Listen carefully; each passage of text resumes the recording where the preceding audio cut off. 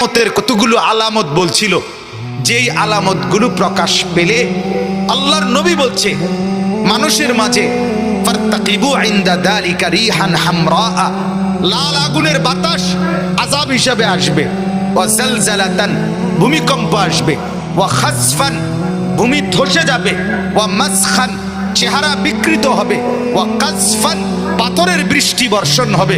আল্লাহ বলে এই আযাবগুলো আসবে যেই সমস্ত কিয়ামতের মন্দ আলামত চিহ্নিত হওয়ার পর, প্রকাশ পাওয়ার পর।